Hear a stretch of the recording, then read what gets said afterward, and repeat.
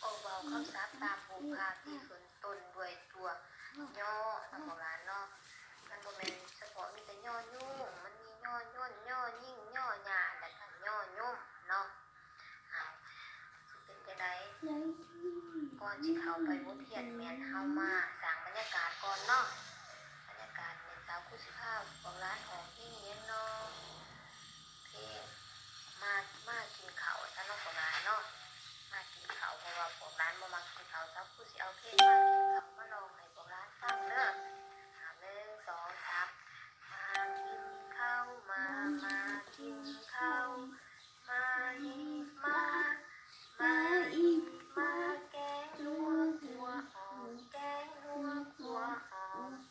อ่ำอ่ำอ่ำอ่ำอ่ำโอ้ยตบมือสาวคู่เลยเด้อเก่งหลาย ตัวมือซอกคุณนะลูกของไหลก็เก่งหลายเนาะของเป็นน้องสาวคู่น้องร้านเนาะมื้อนี้แม่สาวคู่สิพาของร้านมาเรียนวิชาภาษาลาวเนาะภาษาลาวว่าขอเว้าคำศัพท์ตามรูปภาพที่ขึ้นต้นด้วยตัวย่อมันมีย่อยุ่งย่อย่นย่อยิ่งย่อหญ้าแล้วก็ย่อยมน้องร้านเนาะเฮาไปเบิ่งกันเลยเนาะก็จะอินแม่ให้ของร้านเบิ่งสาวคู่เว้าก่อนเด้อของร้านบีเอ็มเบิงสาวคู่บอกก่อนลูกไปอยู่ร้านแจ้งบอกน้ำสาวคู่เด้อตัวนี้แม่นย่อต่อมาตัวนี้แม่นย่อย่นอ่านอ่านย่นย่อย่นต่อมาตัวนี้แม่นย่อยิ่นย่อยิ่นย่อยิ่นเอาเลยยิ่นเนาะบอกร้านเนาะต่อมาตัวนี้แม่นย่อหญ้าย่อหญ้าย่อหญ้าหญ้าตัวนี้แม่นหญ้าตีพี่น้องพ่อเฒ่าแม่เฒ่าเอื้อยน้องป้าลูกเนาะบอกร้านเนาะต่อมาตัวนี้แม่นย่อย่มย่อย่มย่อย่มตัวนี้แม่นหมากย่มเนาะบอกร้านเนาะตัวนี้หมากย่มบอกร้านเคยกินบ่บางต้นมันอาจจะสมบางต้นมันอาจจะหวานเนาะบอกร้านเนาะไล่อยู่บ่พวกร้าน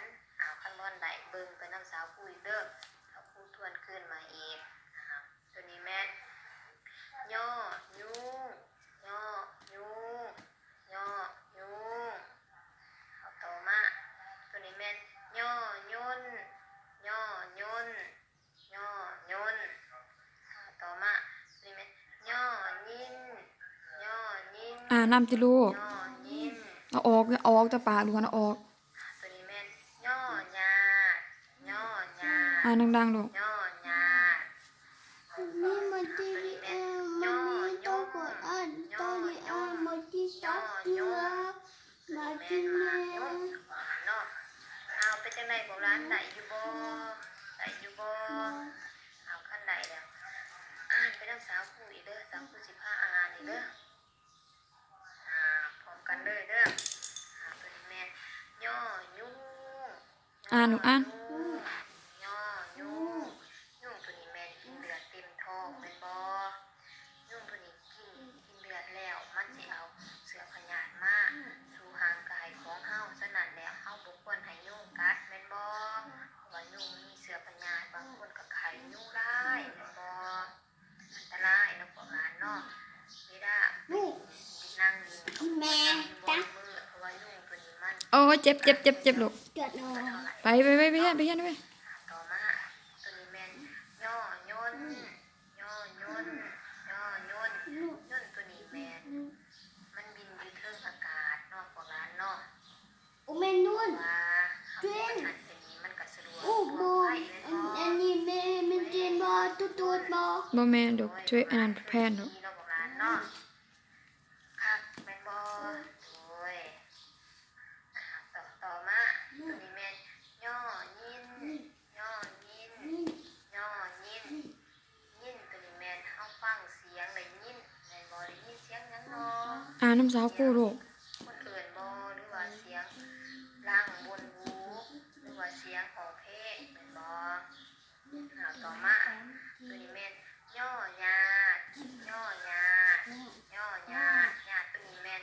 บ่แม่นหญ้าอันนั้นหญ้าอันนี้เลยหญ้าตัวนี้แม่นหญ้าตีพี่น้องแม่นบ่เอื้อยน้องป้าลูกพ่อเฒ่าแม่เฒ่าแม่นบ่เฮาเอิ้นว่าย่อหญ้าบอก ก็จำไม่ได้ ย่ามบุญหันบุญนี้เอากระตาดอกไม้ตาหมักใหม่มาอวยพรเนาะมันก็เห็นให้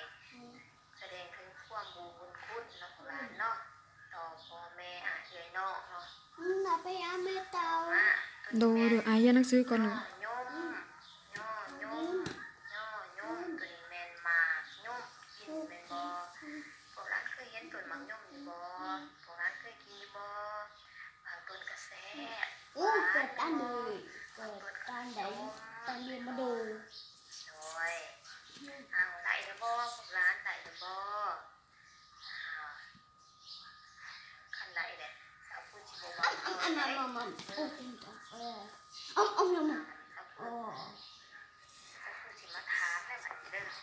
ถามว่าซุมื้อนี้แม่สาวผู้พาพวกหลานเรียนหยังเนาะเรียนโดยเรียนวิชาภาษาลาวเนาะพวกหลานเนาะขอว่าจังได๋ หัวของแมนเว้าคำสามตามสุภาพเป็นต้นด้วยตัว